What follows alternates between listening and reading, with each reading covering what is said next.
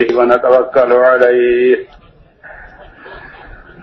ونعوذ بالله من شرور أنفسنا ومن سيئات أعمالنا من يهده الله فلا مضل له ومن يضلله فلا هادي له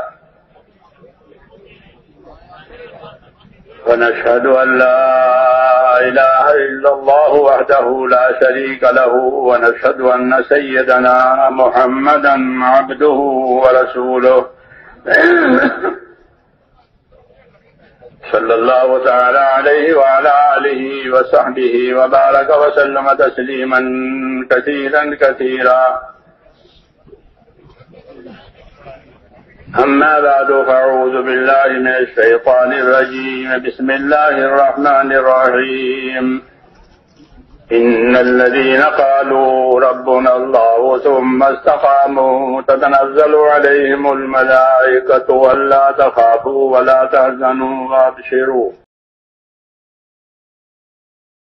وابشروا بالجنة التي كنتم توعدون نحن أولياؤكم في الحياة الدنيا وفي الآخرة ولكم فيها ما تشتهي أنفسكم ولكم فيها ما تدعون نزلا من غفور رحيم ومن أحسن قولا ممن دعا إلى الله وعمل صالحا وقال إنني من المسلمين صدق اللہ العظیم. اور ان کی حیثیت بتائی کہ ایسے بندے جو ان بشارتوں کو سن کر کے پھر عملی زندگی کے لیے تیار ہو جاتے ہیں، عملی زندگی کے لیے تیار ہو جاتے ہیں. یہ نہیں کہ سن کر کے بہت اچھا کہہ کر کے جھاڑ دیا، ایسا نہیں، بلکہ سنا اور سمجھا کہ اب ہم سے کیا چاہتے ہیں، اللہ رسول ہم سے کیا چاہتے ہیں، کہ ہم یہ چاہتے ہیں، تو اس کو سن سمجھ کر کے عمل کے لیے تیار ہو گئے. اور جب عمل کرنے کا نمبر آیا تو اپنے عمل کو اچھا سے اچھا بنا کر اللہ کے لیے پیش کیا، کیونکہ اللہ نے جس طرح بشارتوں سے ہم کو چلایا ہے، خوشخبری میں چلایا ہے، جب عمل کا نمبر آوے تو اپنے عمل کو اچھے سے اچھا بنا کر پیش کیا جائے. یہ ہدایت ہے، یہ ہدایت ہے. اچھا کہہ کر کے نہیں چھوڑ دیا کہ بہت اچھی بات ہوئی، بہت اچھا اجتماع ہوا، بہت اچھا، یہ تو کافی نہیں ہے. تحسین یہ تو روایتی چیز ہے، تحسین کی جاتی ہے، تعریف کی جاتی ہے، یہ تو ہے ماحول رواجی ہے، دنیا میں چلتا ہے. اللہ نے اس سے آگے کی بات کہی ہے کہ جب عمل کا نمبر آوے تو، کہ عمل کا نمبر آوے تو اپنے عمل کو بڑھیا سے بڑھیا اور اونچا سے اونچا بنایا جائے. ہاں، اللہ کی شان اونچی ہے، اللہ کی شان بڑی ہے، دین بڑی چیز ہے، آخرت بڑی چیز ہے. عمل اسی لیے ہوتا ہے، دین کے پر عمل کرنے کے لیے، اللہ کو خوش کرنے کے لیے، اپنی آخرت آباد کرنے کے لیے عمل ہوتا ہے. مسلمان کا عمل کس لیے ہوتا ہے، کس لیے ہوتا ہے؟ دین ہے، دین کا حکم ہے، اللہ نے حکم دیا ہے، اور آخرت بنانی ہے. سب سے بڑی بات کہ آخرت بہتر بھی ہے اور باقی رہنے والی ہے. آخرت بہتر ہے، ہاں، کہ آخرت کی ہر چیز بہتر ہے، اور آخرت ابدی ہے، یعنی فنا نہیں ہوگی، ابدیت اس کو حاصل ہے، ہمیشہ رہے گی. حدیثوں میں ہے کہ جوانی جو اللہ تعالیٰ دیں گے وہ ہمیشہ رہے گی، کپڑے جو پہنائیں گے وہ پرانے نہیں ہوں گے، جوانی ختم نہیں ہوگی، پوشاک پرانا نہیں ہوگا، بڑھاپا نہیں آئے گا. ابدیت کہتے ہیں اس کو، ہمیشہ ہمیشہ کے لیے. والآخرۃ خیر وابقیٰ، کہ آخرت یہ بہت بہتر ہے دنیا سے. دنیا کو تو بہتر بنانا پڑتا ہے، ہاں، دنیا کو بہتر بنانا پڑتا ہے. اگر دنیا کو بہتر نہ بناوے تو دنیا آدمی کے لیے پھندا اور فتنہ بنتی ہے، مقصد تک جانے نہیں دیتی اگر دنیا کو صحیح نہ بنا لے۔ ہاں، یہ ہدایت ہے۔ دنیا فتنہ ہو جاتی ہے، دنیا پھانسا ہو جاتی ہے، مقصد بھول جاتا ہے آدمی، غفلت میں ڈالنے کا اثر دنیا میں ہے۔ دنیا کے ہر سبب میں یہ اثر رکھا ہوا ہے کہ وہ آدمی کو غافل کرے، یہ تاثیر ہے غافل بنانے کی۔ اس لیے اپنی دنیا کو بہتر بنانی پڑے گی، ذمہ داری ہے کہ اپنی دنیا کو بہتر بناؤ۔ کہ دنیا کی بہتری کا کیا راستہ ہے؟ کہ دنیا کو بہتر بنانے کا راستہ یہ ہے کہ دنیا کو دین پر لگایا جائے، دنیا کو دین پر لگایا جائے۔ جب دنیا کو دین پر لگایا جائے گا تو دنیا پاک ہو جائے گی۔ جیسے ذبیحہ بسم اللہ اللہ اکبر کہہ کے ذبح کیا، وہ جانور پاک ہو گیا، وہ گوشت پاک ہو گیا، حلال ہو گیا۔ طریقہ بتایا۔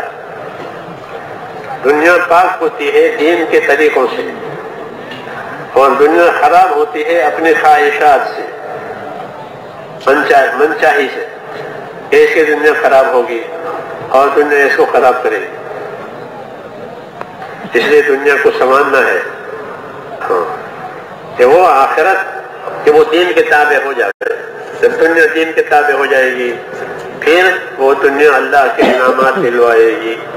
تجارت سے انعام ملے گا، مزدوری سے انعام ملے گا، کھیتی سے انعام ملے گا، کسی کی خدمت کرنے سے انعام ملے گا، جیسا نماز پڑھنے سے، روزہ رکھنے سے، زکوٰۃ دینے سے، حج کرنے سے انعامات ملتے، عبادت ہے، اس سے بھی ملے گا۔ کیوں کہ ان چیزوں کو دین کے حساب سے استعمال کیا ہے، دین سیکھا، دین سمجھا اور اپنی دنیا کو دین کے حساب سے استعمال کیا تو دنیا پاک صاف ہو جاتی ہے۔ پھر اس میں کوئی خرابی نہیں ہوتی بلکہ وہ نعمت بنتی ہے۔ اس لیے ہمیں میرے دوستو اللہ تعالیٰ نے دین دیا ہے، یعنی اللہ نے اپنے حکم دیے ہیں اور حکم پر عمل کرنے کے طریقے دیے ہیں کہ حکموں کو پورا کرو طریقے سیکھ کر کے، تو پھر ہر چیز صحیح ہو جائے گی۔ استنجا کرنے پر بھی انعام ملے گا کہ استنجا کیا، یہ کس کے مطابق؟ شریعت کے مطابق کہ انعام ملے گا، اللہ تعالیٰ راضی ہو جائیں گے۔ انصار مدینہ سے حضور صلی اللہ علیہ وسلم نے پوچھا، مسجد قباء والوں کیا کرتے ہو؟ اللہ نے تمہاری تعریف کی ہے پاکی میں، تمہاری پاکی، تم جو پاکی حاصل کرتے ہو تو پاکی حاصل کرنے میں اللہ نے تمہاری تعریف کی ہے، تو کیا تمہاری پاکی کا کیا طریقہ ہے؟ فیہ رجال یحبون ان یتطہروا، جو مسجد تقوی کی بنیاد پر آباد ہوئی ہے مسجد قباء، اس میں ایسے لوگ رہتے ہیں جو پاکی کو پسند کرتے ہیں، پاکی کا اہتمام کرتے ہیں۔ کہ تمہاری پاکی کا کیا طریقہ ہے؟ اللہ نے تمہاری پاکی انہوں نے عرض کیا یا رسول اللہ، ہمارا طریقہ یہ ہے کہ ہم جنابت کا غسل کرتے ہیں، یعنی غسل فرض ہو جاتا ہے تو غسل کرتے ہیں، حاجت ہو جاتی ہے تو ڈھیلے سے بھی اور پانی سے بھی استنجا کرتے ہیں، وضو کرتے ہیں، یہ ہمارا طریقہ ہے۔ ہاں یہی بات ہے، اس طریقہ اختیار کیا تو پسند آ گیا۔ پاکی، یہ لوگ پاکی کا اہتمام کرتے، کیوں کہ پاکی کا اہتمام نہ کریں تو ناپاکی عذاب دلائے گی، ناپاکی عذاب دلاتی ہے۔ کہ پیشاب سے احتیاط نہیں کی تو قبر کا عذاب ہوگا، اس طرح شراب پینے سے قبر کا عذاب ہوتا ہے، ایسے ہی پیشاب سے احتیاط نہ کرنے میں قبر کا عذاب ہوتا ہے۔ اب احتیاط کی تو اللہ تعالیٰ نے ان کی تعریف کی۔ طریقوں میں خوبی ہے، جو طریقے ہم کو دیے گئے ہیں وہ خوبی والے طریقے ہیں، اس سے آخرت بنتی ہے، اور آخرت بنانا یہ پہلا کام ہے میرے دوست۔ سمجھدار وہ ہے جو آخرت بنائے، اور نادان وہ ہے جو آخرت کو کھوئے اور دنیا بنائے۔ الکیس من دان نفسہ وعمل لما بعد الموت، والعاجز من اتبع نفسہ ہواہا وتمنى علی اللہ الامانی۔ فرمایا قیس اور باہوش آدمی وہ ہے، سمجھدار وہ ہے جو اپنی ذات پر قابو کرے۔ ہاں یہ پہلی بات، اپنی ذات پر قابو کرے۔ آدمی مشینوں پر قابو کرتا ہے، بڑی بڑی مشینیں چلاتا ہے، وہ چلاتا بھی ہے، روکتا بھی ہے، اس کی رفتار تیز بھی کرتا ہے، دھیمی بھی کرتا ہے۔ جی ہاں، تو دنیا بھر کی چیزوں پر یہ کنٹرول کرتا ہے، قابو کرتا ہے، مگر اس میں کوئی فضیلت نہیں ہے، اپنی ضرورت ہے، یہ اپنا شوق ہے بس۔ اور ایک اپنی ذات پر قابو کرے، جی ہاں اپنی ذات پر قابو کرے کہ اس کی فضیلت ہے۔ کہ اپنی ذات پر قابو کرنے کا کیا طریقہ ہے؟ کیا کھانا پینا بند کر دے، سونا بیٹھنا لوگوں کے ساتھ بند کر دے کہ نہیں؟ اپنی ذات پر قابو کرنا، کہ اپنی ذات پر قابو کرنے کا کیا مطلب ہے؟ تو فرمایا کہ اپنی ذات پر قابو کرنے کا مطلب وَعَمِلَ لِمَا بَعْدَ الْمَوْتِ، کہ موت کے بعد جو عمل کام آوے وہ آج کر لے، اس کا اہتمام کر لے کہ موت کے بعد ایک عمل کام آنے والا ہے کہ میں اسے آج ہی کر لوں، اسے کل پر نہ ٹالوں۔ یہ سمجھدار ہے، اس کی سمجھداری کی بات ہے کہ کوئی دین کی بات آئی، کوئی عمل کی بات آئی تو اس کو آج ہی کرنا ہے، ابھی کرنا ہے۔ نیکی کی خوبی یہ ہے کہ وہ نقد ہو جائے، یہ مسئلہ خیر البر عاجل ہو، کہ اچھی نیکی وہ ہے جو نقد کے نقد، ادھار نہیں، ابھی کے ابھی۔ وہ نیکی کی خوبی ہے، نیکی تو خود اچھی چیز ہے، اور پھر نیکی کی خوبی یہ ہے کہ جب معاملہ سامنے آیا، موقع سامنے آیا کسی نیکی کے کرنے کا تو کہ ابھی کر دوں، اسے دوسرے وقت پر نہ ٹالے، کیونکہ شیطان ٹالنا سکھاتا ہے، شیطان سکھاتا ہے ٹالنا، کہ دوسرے وقت میں کریں گے، بعد میں کریں گے، پھر دیکھیں گے۔ یہ اس کو تصویر کے خیال دیجیے، تصویر عربی میں یہ تصویر کہ بعد میں کریں گے، پھر کریں گے، یہ تصویر دین کے کاموں میں یہ شیطان کہ بہت اچھا کام ہے، یہ آج تھوڑا تھوڑا بعد میں کر لینا، ابھی کیا ضروری ہے، 1 مہینے کے بعد کرنا، رمضان کی بات کرنا، عید کی بات کرنا، یہ اس کو تصویر کہا گیا کہ تصویر شیطان کی طرف سے ہے۔ اور اللہ کیا حکم دیتے ہیں کہ اللہ یہ حکم دیتے ہیں کہ جلدی کرو، آگے بڑھو، سارعوا سابقوا، قرآن و حدیث میں ہے سارعوا، جلدی کرو، کس بات میں؟ جلدی کرو اللہ کی مغفرت حاصل کرنے میں، جلدی کرو جنت حاصل کرنے میں، دیکھو جلدی کرو، جلدی جنت حاصل کرنے میں، اللہ کی مغفرت اور بخشش حاصل کرنے میں جلدی کرو، اور آگے بڑھو ایک دوسرے سے، ہاں ایک دوسرے سے آگے بڑھو، یہ اللہ نے کہا ہے۔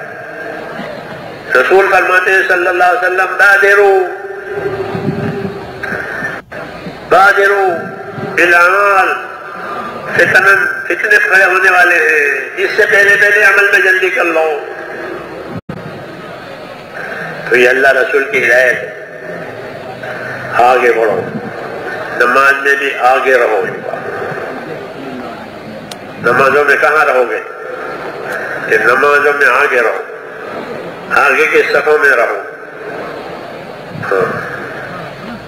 وقت سے پہلے اہتمام کرو نمازوں کا، کہ اب نماز ہونے والی ہے، اذان ہونے والی ہے، یہ سب اللہ کی ہدایت ہے۔ اور شیطان لے جاتا ہے تشویش کی طرف کہ ہاں بعد میں کریں گے، ابھی بہت دیر ہے، ابھی بہت دیر ہے، حدیثوں میں ہے کہ جب آدمی رات کو سوتا ہے تو شیطان اس کی گدی پر بند لگاتا ہے، جس طرح ڈاک خانے والے پارسل پر بند لگاتے ہیں پھر مہر لگاتے ہیں، بند کر کے پیک کر کے پھر مہر لگے، ایسے ہی پیک کر کے اس کی گردن پر پھر مہر لگاتے ہیں۔ اس مہر میں کیا لکھا ہوا؟ ڈاک خانے میں تو ڈاک خانے کے جو شہر ہے اس شہر کا نام ہوتا ہے۔ شیطان کی مہر لگتی ہے جب آدمی سو جاتا ہے، اور خود علیک لیل طویل، ابھی آرام کرو بہت دیر ہے، یہ ملتا ہے، ابھی آرام کرو بہت دیر ہے، ابھی اذان میں کافی وقت باقی ہے، ابھی اور سو لو اور آرام کر لو، پھر سو جاتا ہے آدمی، پھر آنکھ کھولی پھر یہی ملا کہ ابھی بہت دیر ہے، یہاں تک کہ وہ تہجد بھی گئی اور فجر بھی گئی اور سورج نکل آیا۔ اس تصویر کا یہ اثر کہ مقصد فوت ہو گیا۔ یہ نہیں کہا کہ نماز مت پڑھ، نماز کے لیے مت اٹھ، بلکہ یہ کہا ابھی بہت دن باقی ہے، ابھی بہت وقت باقی ہے، اور سلا دیا، نماز بھی گئی، تہجد بھی سب ہو گیا۔ تصویر، ہاں یہ بڑی بیماری ہے، ایک وقت پر دوسرے وقت پر ٹالنا اپنے عمل کو، بڑی بیماری۔ بہت سے حقوق اسی تصویر کی وجہ سے برباد ہوتے ہیں۔ کسی کا حق تھا، دینا لینا تھا، ہاں دیں گے، کہاں جا کھا کے تھوڑے مر گئے ہیں یہ، اور پھر نہیں کیا مر گئے۔ نمازیں بہت سی قضا ہوئی تھی، بہت سی عبادت قضا ہوئی تھی، وہ نہیں ہوئی تھی، کہاں پڑھیں گے اور قضا کریں گے، پھر نہیں ہوئی، مر گئے۔ علماء نے لکھا ہے کہ اکثر جہنم میں جانے والے وہ تصویر والے ہوتے ہیں، بعد میں کریں گے، پھر ان کا حق ہے، ان کا حصہ ہے، دے دیں گے، اور پھر مر گئے، یا موقع ہاتھ میں نہیں آیا۔ اس لیے اللہ اور رسول کا یہ حکم ہے، اپنا دین بنانے میں، کہ اپنا دین بنانے میں، اپنی آخرت بنانے میں آدمی جلدی کرے۔ زندگی بھی باقی رہتی ہے لیکن موقع ہاتھ سے نکل جاتا ہے، بعد مرتبہ زندگی ہی باقی رہتی ہے، وہی ساتھ چھوڑ دیتی ہے۔ اس لیے میرے بھائیوں، اصل زندگی ہے وہی کہ آدمی اپنی دنیا سے آخرت بنا لے۔ ساری نعمتیں اس وقت بنتی ہے جب اپنی نعمتوں سے اس سے آخرت بنائی جائے۔ یہ اللہ کی ہدایت ہے کہ اپنی نعمت سے آخرت بناؤ، اپنی دنیا سے آخرت بناؤ۔ قارون کو مال دے کر یہ بات کہی، قارون کو بہت مال دیا اللہ نے، اور مال دے کر کے یہ بات کہی، وَابْتَغِ فِيمَا آتَاكَ اللَّهُ الدَّارَ الْآخِرَةَ، جو تجھے اللہ نے نعمت دی ہے اس سے اپنی آخرت بنا لے۔ کتنی پیاری ہدایت ہے کہ نعمت بھی دے رہے ہیں اور نعمت سے آخرت بنانے کی رہبری بھی کر رہے ہیں۔ جسے کوئی آدمی ننگا پھر رہا ہو، اس کو اللہ میں پیسے دیتا ہوں اپنے کپڑے بنا لے، بے گھر ہے اسے پیسے دے کر پیسے تو اپنا گھر بنا لے، بیمار ہے میں پیسے دیتا ہوں دوا کر لے۔ کتنی بڑی بات کہ مقصد کی طرف رہبری بھی ہے، اور مقصد کی رہبری میں اعانت بھی ہے، مدد بھی ہے۔ یہ بات کہی تھی اسے کہ اپنی دنیا سے آخرت بنا لے، اور یہ بات خالی قارون سے نہیں کہی گئی ہے، بلکہ قارون پر رکھ کر کے ہر آدمی سے کہی گئی ہے جس کے پاس دنیا ہے وہ اپنی دنیا سے آخرت بنا لے۔ عام دعوت ہے یہ۔ جب کوئی چیز قرآن پاک میں آئی اور قرآن پاک نازل ہوا تو قرآن پاک سب کے لیے، جس کے پاس دنیا ہے اس کو یہ دعوت ہے کہ اپنی دنیا سے آخرت بنا لے، جیسے قارون پر رکھ کر قیامت تک جس کے پاس بھی دنیا ہے، دنیا کی کوئی بھی نعمت ہے، مال ہے، عقل ہے، سمجھ ہے، تندرستی ہے، کہ اس سے اپنی آخرت بنا لے۔ یہ سمجھداری کی بات ہے۔ اس لیے فرمایا وَابْتَغِ فِيمَا آتَاكَ اللَّهُ الدَّارَ الْآخِرَةَ، جو تجھ کو اللہ نے دیا ہے اس سے اپنی آخرت بنا لے۔ یہی باہوشی کی بات اور یہی سمجھداری کی بات ہے اور یہی اصلی مقصد کی بات ہے، کیونکہ آدم علیہ السلام کے ذریعے سے جب زمین پر ان کو بسایا گیا تو ان کو یہی بات کہی گئی کہ ہم تم کو زمین پر اس لیے نہیں بسا رہے ہیں کہ اب تم دنیا کو آباد کرو گے، اور دنیا آباد کرنے کے لیے نہیں بسایا ہے کہ دنیا سے دنیا بناؤ، کہ دنیا تو تمہاری ضرورت کی ایک چیز بنائی ہے، ہاں ایک چیز ہے جو تمہاری ضرورت کی ہے تاکہ تم اس سے فائدہ اٹھا لو اپنے مقصد کے لیے، یہ حقیقت بتائی۔ دین کی دعوت دینے والا جس کو بصیرت حاصل ہوتی ہے وہ اپنی دنیا کو کیا کہتا ہے؟ اپنی دنیا کو مقصد نہیں کہتا دین والا، بلکہ اللہ کی زبان میں اور اللہ کے ارشاد میں کہ دنیا کیا ہے؟ کہ دنیا متاع ہے۔ جس کو دین سمجھ میں آ جاوے، دین کا کام سمجھ میں آ جاوے، وہ اپنی دنیا کو متاع یعنی فائدہ اٹھانے کی چیز، اس سے فائدہ اٹھا لو۔ کیوں کہ آدمی دنیا میں اپنے فائدے کا محتاج ہے، کھانے کا محتاج ہے، پینے کا محتاج ہے، کھانا نہیں کھائے گا تو کمزور ہو جائے گا، اب فائدہ اٹھا لو۔ تو فائدہ اٹھانے کے لیے دیا ہے دولت، عورت، یہ دو بڑی چیزیں ہیں دنیا میں، دولت، عورت، یہ بھی متاع ہے فائدہ اٹھانے کے لیے، فائدہ اٹھانے کے لیے فائدہ اٹھا لو تو پھر ختم، فائدہ اٹھا لیا تو ختم ہو گئی۔ میں یہاں بیٹھا ہوں، جب یہ کام پورا ہو جائے گا میں اس طاقت کو چھوڑ دوں گا، کیوں وہ اس لیے تھا۔ جوتا پہنا ہے، جب جوتا اتارنے کی جگہ آ جائے گی جوتا اتار کر کے اندر چلا جائے گا، کیوں کہ وہ اس لیے پہنا تھا، پہنا رکھنے کے لیے نہیں پہنا تھا، اس لیے پہنا تھا۔ جب دین سمجھ میں آئے گا آدمی کو تو اپنی دنیا کو ایک فائدہ اٹھانے کی چیز ہے، نہ دنیا کو باقی رہنا ہے، نہ انسان کو باقی رہنا ہے، فائدہ اٹھا لے بس۔ تو کافر بھی فائدہ اٹھاتا ہے، جانور بھی فائدہ اٹھاتا ہے، دنیا سے فائدہ اٹھا لینا یہ کوئی ہنرمندی کی بات نہیں ہے۔ دنیا کو اللہ تعالیٰ نے فائدہ اٹھانے کی چیز ہے، انسانوں کے لیے بھی بنائی اور حیوانوں کے لیے بھی بنائی۔ متاع لکم ولانعامکم، کہ ہم نے دنیا بارش برسائی، وہ بارش سے سب چیزیں پیدا کی تو یہ تمہارے فائدے کے لیے ہے، تمہارے جانوروں کے فائدے کے لیے۔ انسان کا گزارا اور جانور کا چارہ، انسان کا گزارا دنیا سے اور جانوروں کا چارہ، گیہوں پیدا ہوئے تو گیہوں پر اس کا گزارا اور گیہوں کے بھوسی پر کے جانور کا چارہ۔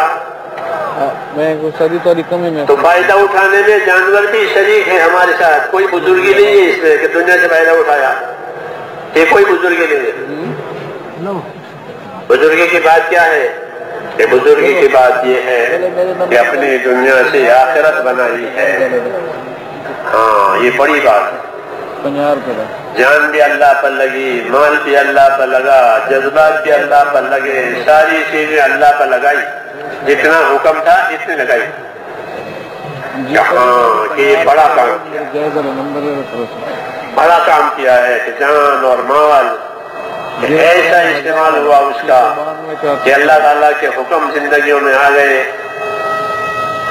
اللہ کے حکم زندگیوں میں آ گئے، اور صرف ہماری اپنی زندگی میں نہیں آئے بلکہ اللہ کے حکموں کے ساتھ ایسی محنت لگائی کہ اللہ کے بندوں کی زندگیوں میں آ گئے، اللہ کے بندے اللہ کے حکم والے بن گئے، ایسی محنت کی جان مان لگا کر کے یہ دنیا میں زندگیاں حکم والی بنی، یقین والی بنی، اعمال اور اخلاق والی زندگیاں بنی کہ ہاں یہ بات بڑی ہو گئی۔ طوبى لعبد جعله الله مفتاحا للخير ومغلاقا للشر، کہ خوش نصیب ہے وہ بندہ، خوش نصیب ہے، مبارکباد ہے کس کے لیے؟ کہ ان بندوں کے لیے کہ جو خیر کے پھیلنے کا ذریعہ بنے۔ خیر، خیر، خیر کیا چیز ہے؟ کہ جو قرآن پاک ہے وہ خیر ہے، جو قرآن پاک میں ہے وہ خیر ہے، ہاں وہ خیر ہے، یعنی ایمان اور اعمال اور اللہ کی بتلائی ہوئی زندگی کے طریقے، یہ خیر ہے کہ ان کی محنتوں سے دنیا میں خیر پھیلی، 100% نمازی بن گئے۔ سناتے ہیں ساتھی کہ کوئی بھی بے نمازی نہیں ہے، ایسی محنت ہوئی ہے، کوئی بے نمازی نہیں، 100%۔ 90% نمازی ہیں، 10% لاپی رہ گئے ہیں، اسے کہتے ہیں یہ خیر والے کہلاتے ہیں، یہ خود بھی خیر پر ہیں اور لوگوں کے لیے بھی خیر کا ذریعہ بنتے ہیں۔ اس لیے کہتے ہیں رسول اللہ صلی اللہ علیہ وسلم کو اللہ پاک نے دنیا اور آخرت کی خیر کے ساتھ بھیجا، لیکن حضور صلی اللہ علیہ وسلم والے طریقے زندگیوں میں آ گئے اور اس کو سیکھ لیا، سمجھ لیا۔ سیکھنا سمجھنا ضروری ہے، چلت پھرت اسی لیے ہے کہ سیکھنے سمجھنے کی صلاحیت کا نام، چلت پھرت دی ہے امت کو، حرکت دی ہے حضور صلی اللہ علیہ وسلم نے امت کو، بیٹھنے کے لیے نہیں کہا کہ بیٹھو، حرکت دی، یہ حرکت دین کی محنت ہے، کہ دین کی محنت کی صحیح شکل اور صحیح اثر کیا ہے، کہ دین کی محنت کی صحیح شکل اور صحیح اثر یہ ہے کہ زندگیوں میں دین کی سمجھ پیدا ہو جائے، دین کی سمجھ آ گئی ہے کہ جس کے ساتھ اللہ بھلائی کا ارادہ کرے گا اس کو اللہ تعالیٰ اپنے دین کی سمجھ دے گا۔ حدیثوں میں ہے کہ جس کے ساتھ اللہ کا ارادہ بھلائی کا ہوگا کہ اللہ اس کو اپنے دین کی سمجھ دے گا۔ کہ دین کی سمجھ کی کیا علامت ہے، دین کی سمجھ ملی اس کی کیا نشانی ہے، کہ دین کی سمجھ جس کو ملے اس کی نشانی یہ ہے کہ وہ اپنی آخرت بناوے، آخرت نہ بھولے۔ جو آخرت بھول جاوے وہ سمجھدار نہیں ہے بلکہ بے وقوف ہے، کہ دین بھول گیا، ایمان بھول گیا، یہ بے وقوف ہے۔ قرآن پاک نے ان کو بے وقوف ہے، یہ بے وقوف ہے، ان میں کوئی سمجھ نہیں ہے۔ اور دینی سمجھ، یہ دینی سمجھ کی بات یہ ہے کہ آخرت کی فکر آ جائے، اپنی صلاحیتوں کو آخرت پر لگانا، اپنی طاقت کو آخرت پر لگانا، یہ سمجھداری کی بات ہے۔ پھر آخرت بنے گی، جب آخرت بنتی ہے تو دنیا بھی بنتی ہے۔ آخرت کے حالات آدمی اچھے بنانے کی فکر میں لگے، اللہ اسے دنیا کے حالات کو بھی اچھا بنائے گا۔ دنیا کے حالات دنیا کی چیزوں سے اچھے نہیں بنتے، ان لوگ اس پر اللہ کا کوئی وعدہ ہے کہ تمہاری چیزوں سے ہم تمہاری دنیا کے حالات اچھے بنائیں گے، کوئی وعدہ نہیں۔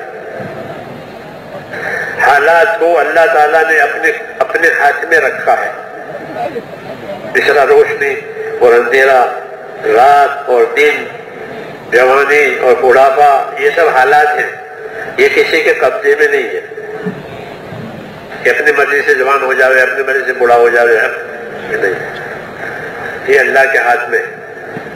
بچپنا جب تک اللہ نے چاہا بچپنے میں رکھا، پھر جوانی تھی، پھر بڑھاپا آیا، پھر ختم ہوا۔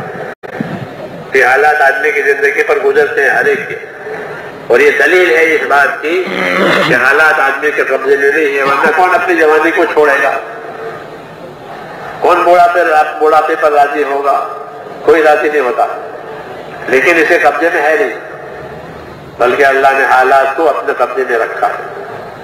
اسباب ہمارے قبضے میں دیے ہیں، مال دیا ہے، ہاں اسباب دیے ہیں، اسباب بندوں کو دے دیے، اس پر ان کا قبضہ ہے، لیکن حالات جو بننے والے ہیں اس پر اللہ کے سوا کسی کا قبضہ نہیں۔ اس لیے یہ بات کہی گئی ہے کہ دنیا کے حالات دنیا کے اسباب سے نہیں بنیں گے بلکہ اللہ کی قدرت سے بنیں گے۔ جب اللہ کی قدرت ساتھ ہوگی تو حالات اللہ بنا دے گا، اور اللہ کی قدرت خلاف گئی تو اللہ حالات بگاڑ دے گا، چاہے جتنے اسباب ہو. کیوں کہ اللہ ناراض ہے. اللہ ناراض ہے. زندگی اچھی نہیں گزاری ہے، زندگی کا مقصد ہاتھ سے کھویا ہوا ہے، اس لیے زندگی خراب ہے، عمل خراب ہے. تو یہ چیزوں سے حالات نہیں بنیں گے. ہاں اللہ مہلت دیں گے کہ اپنی زندگی سنبھال لو، اپنی زندگی ٹھیک کر لو. مہلت دیں گے، اس کی دعوت دیں گے، اس کا پیغام پہنچائیں گے. ہاں پھر اس کے بعد بھی نہ مانے تو پھر حالات آئیں گے. حالات دلوں پر بھی آتے ہیں، حالات اسباب پر بھی آتے ہیں. ہاں دنیا میں دلوں پر حالات ڈالے جاتے ہیں، پریشانیاں بھری جاتی ہے. ہاں بات بگاڑی ہے تو حالات دلوں پر پڑتے ہیں کہ دل پریشانیوں سے بھر جاتا ہے، پھر دل دشمنیوں سے بھر جاتا ہے. میں نے پریشان کر دیا حالات بگاڑ کر کے، اب پریشان ہے، کوئی علاج نہیں ہے. ہر آدمی پر پریشانی کا ویلیو اتنا ہوگا جتنا اس آدمی کا اپنا ویلیو ہے. ایک آدمی لاکھ پتی ہے تو اس کی پریشانی کا ویلیو بھی ایسا ہی ہوگا. ایک آدمی کروڑ پتی ہے تو اس کی پریشانی کا ویلیو ایسا ہی ہوگا، کروڑ کے حساب سے، لاکھ کے حساب سے. ایک آدمی ملک کا مالک ہے تو اس کی پریشانی اسی حساب سے آئے گی. من جانب اللہ ہے، یہ جس کا جتنا ویلیو ہے اس کی نافرمانی پر پریشانی آئے گی کہ اسی کے ویلیو کے حساب سے آئے گی. اس کے لیے کوئی علاج نہیں ہے، کوئی اس کا علاج نہیں کر سکتا. جی ہاں. اور یہ جب ہوتا ہے جب اپنی زندگیوں کو خراب کیا جاتا ہے، آخرت بھول کر کے جب زندگیاں گزاری جاتی ہے اور بات لی نہیں جاتی اللہ کی دی ہوئی، پیچھے ڈالی جاتی ہے، تو پہلے اللہ فضائل سے سمجھاتے ہیں، برکتیں بتاتے ہیں کہ یہ دیں گے، یہ دیں گے، یہ دیں گے، لیکن بات گلے اتر رہی ہے اور اپنی بات چھوٹ نہیں رہی ہے تو پریشان میں ڈالتی ہے علاج کرنے کے لیے کہ پریشان میں اس نے ڈالی ہے تاکہ یہ توبہ کرے.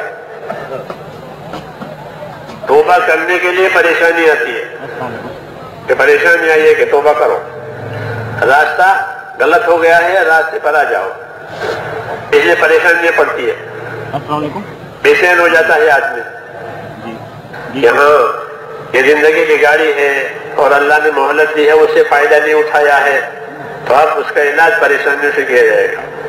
ورنہ اللہ تعالیٰ تو راستہ بشارتوں کے ساتھ بتاتے ہیں کہ تمہارے لیے یہ ہے اور تمہارے لیے یہ ہے، میں نے اپنے بندوں کے لیے یہ تیار کی ہے، یہ نعمتیں تیار کی ہے، کہتے ہیں اللہ تعالیٰ.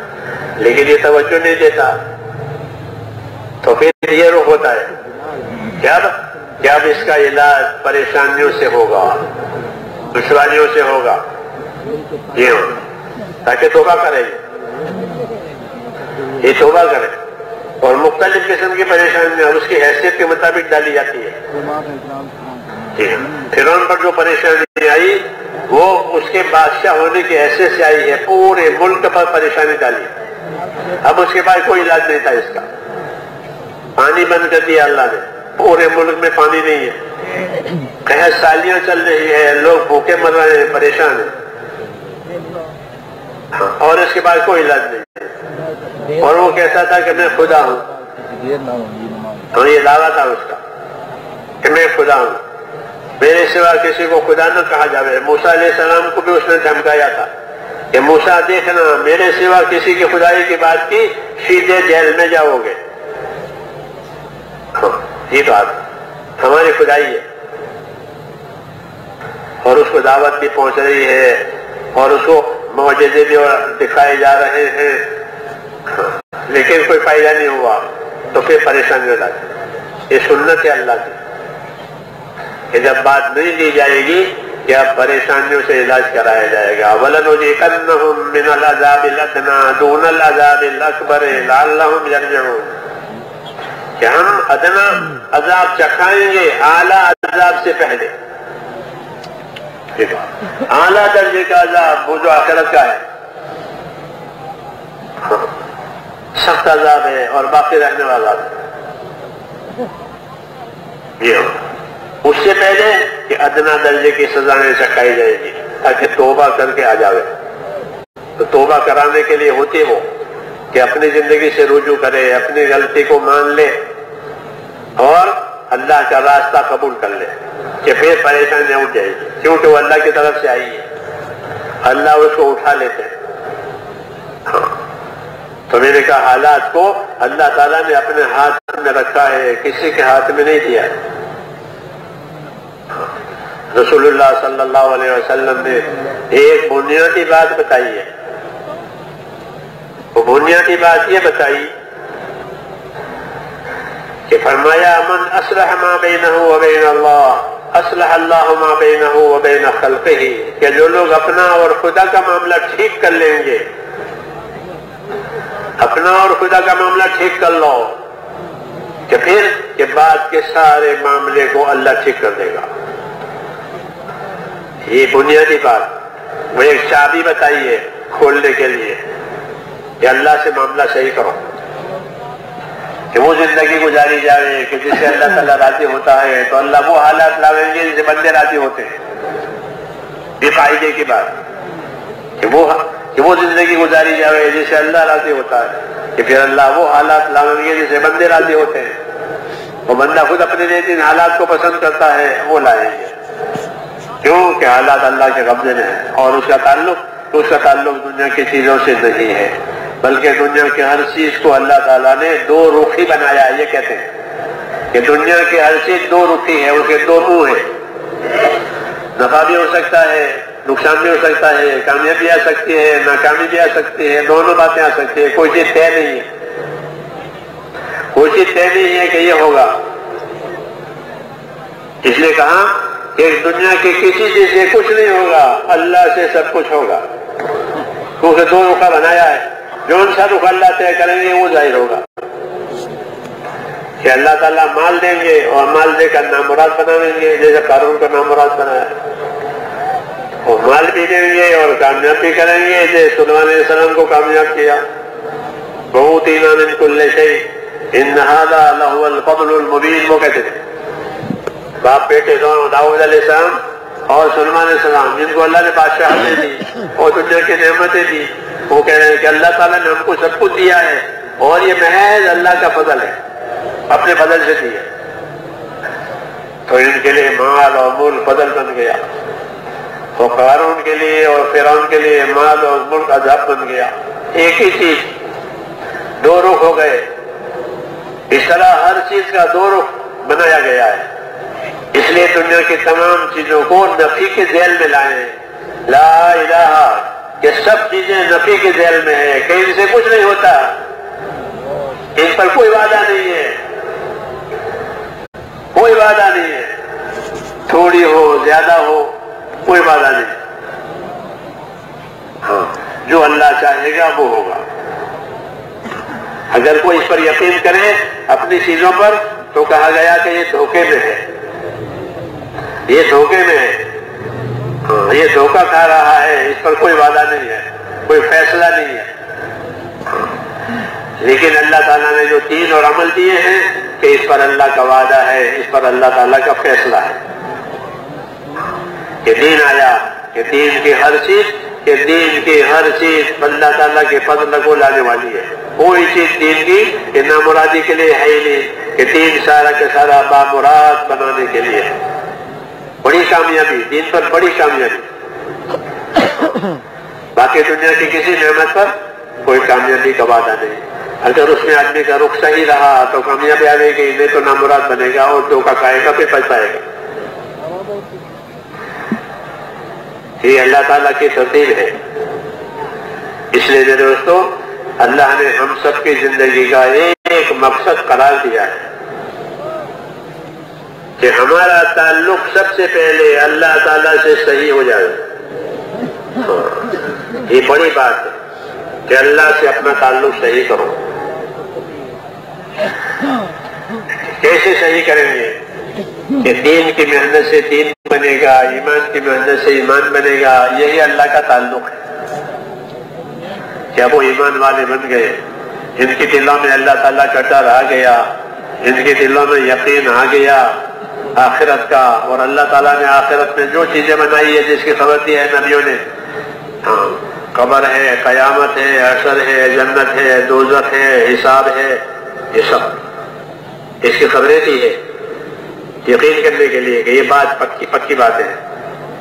پھر یہ سب چیزیں، ان سب چیزوں کو دکھایا گیا ہے تاکہ ہر آدمی اپنی زندگی کا نتیجہ دیکھ لے گا۔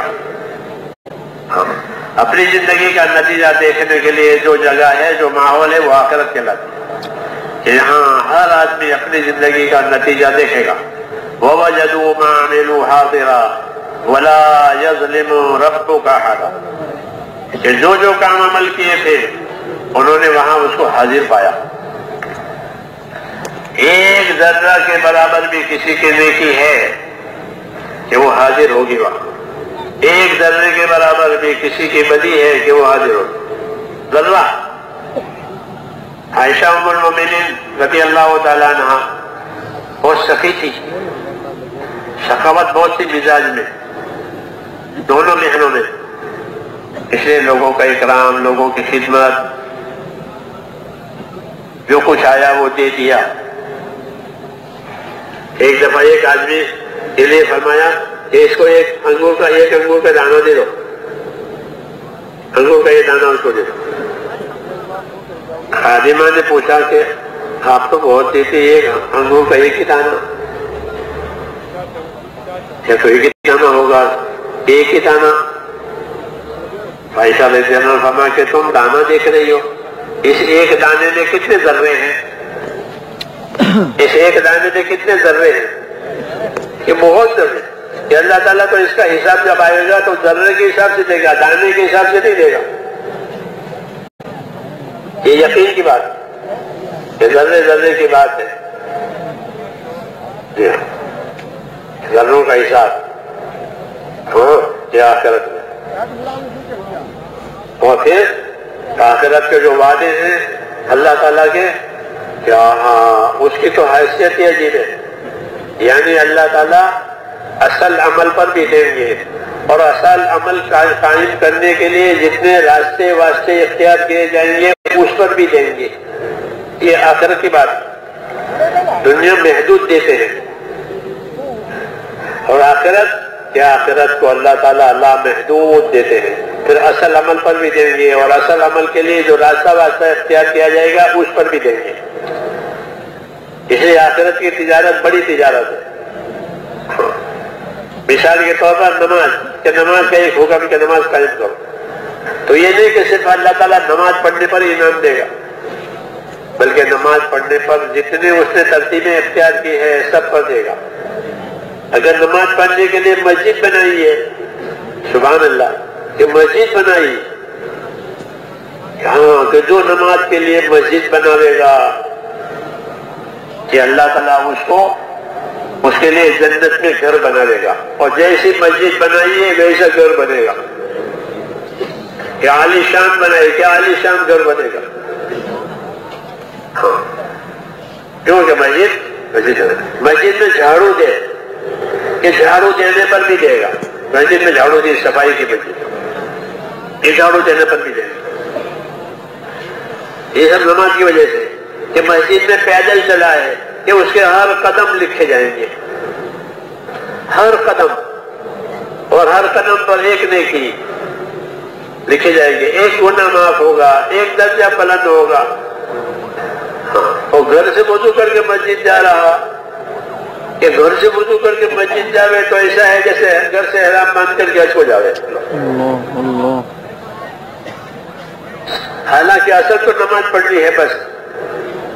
پھر نماز کے انتظار میں بیٹھا ہے، تو جو نماز کے انتظار میں ہے وہ ایسا ہے جیسا نماز میں ہے، تو انتظار کا بھی ثواب ملتا ہے۔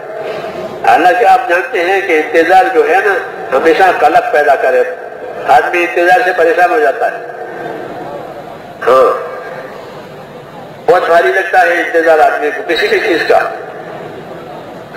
لیکن نماز کا انتظار، ہاں، نماز کا انتظار، کہ نماز کا انتظار جو ہے وہ گیا نماز کے حکم میں ہے، کہ جب تک نماز کے انتظار میں بیٹھا ہے وہ نماز میں ہی ہے، یوں کہا جاتا ہے۔ حالانکہ ایک نماز کے لیے ساری چیزیں ہیں، پھر نماز کی دعوت دی ہے، اذان دی ہے، اللہ اکبر، اذان دی ہے کہ جہاں جہاں تک اس کی آواز پہنچے گی وہاں تک مخلوق اس کے لیے گواہ دینے والی ہوگی. اور نماز پر جتنے انسان نماز میں حاضر ہوں گے اس کی نماز کی دعوت پر کہ اس کو اسی کے بقدر اجر و ثواب ملے گا. آخرت بنانے کے اللہ نے یہ راستے رکھے ہیں. دنیا تو محدود دیتے ہیں، تھوڑی دیتے ہیں، اور آخرت کہ اگر آخرت پر آدمی بنانے کے لیے آوے تو اللہ تعالیٰ اسے دینے کے بہت راستے. للوسائل حکم المقاصد، شریعت کا قاعدہ، للوسائل حکم المقاصد. اللہ کے کہ اصل مقصد تو ہے ہی، اور مقصد کے لیے جتنے وسائل، جتنے راستے واسطے اختیار کرو گے ان سب پر دیں گے. نماز کے لیے کپڑا دھویا ہے کہ یہ بھی عبادت، نماز کے لیے بدن پاک کیا کہ یہ بھی عبادت، سب چیزیں یہ کیوں کہ نماز کے لیے. اصل چیز نماز تھی، اس کے لیے سارا دین نہیں ہے. ایک ایک عمل پر کتنے کتنے راستوں سے اللہ تعالیٰ دے رہے ہیں آخرت بنانے کے لیے. تو آخرت بنانے والوں کے لیے بشارتیں ہیں. حدیثوں میں ہے کہ مسکین آیا دروازے پر اور مانگا کچھ کہ اللہ کے لیے کچھ دے دو. صدا سنائی اپنی اس نے کہ اللہ کے لیے کچھ دے دو. بچے سے کہا بیٹا جاؤ تو یہ کھانا دے آؤ. ہوتا ہے تو بچے کے بس کو دے دو. بچے نے جا کر اس کو کھانا دے دیا. اس مانگنے والے کو کھانا کھلانے پر حدیثوں میں ہے کہ 3 آدمیوں کی مغفرت ہوگی. ایک تو کمانے والا جو یہ لایا ہے گھر میں سامان، اور ایک پکانے والی، اور یہ بچہ پہنچانے والا. کہ نظام ہے اللہ تعالیٰ کا آخرت بنانے والوں کے لیے. کہ آخرت بنانے والوں کے لیے صرف رواجی بات نہیں کہ کسی کو دے دیا، یعنی اس کے دینے پر جو اللہ تعالیٰ کے انعام اکرام ہوں گے وہ بہت زیادہ ہوں گے. اور جو اللہ کے راستے کی محنت کرنے والے ہیں، اپنی جان مال لگا کر دین کو زندہ کرنے والے، کہ ان کی تو بات ہی مت پوچھو. حدیثوں میں اس کی مثال دی ہے، جیسے کھیتی لگائی اور ابھی کے ابھی کھڑی ہو گئی، پھر کاٹی، پھر لگائی، پھر کھڑی ہو گئی. بس وہ لگاتے رہتے ہیں اور اپنی کھیتی کاٹتے ہی رہتے ہیں. یہ کون ہے؟ یہ اللہ کے راستے کی محنت کرنے والے، قربانی دینے والے. کہ اس کا جو انعام تو یہ بڑھتا ہی چلا جائے گا. اونچی بات کہ اپنے جان مال لگا کر اپنے دین کو زندہ کرنا، یہ سب سے اونچی بات ہے. جان اور مال 2 بڑی نعمتیں ہیں، بڑی نعمتیں. اللہ نے جان دی یعنی حیات دی، اور اس حیات میں مال اور اسباب دیے ہیں.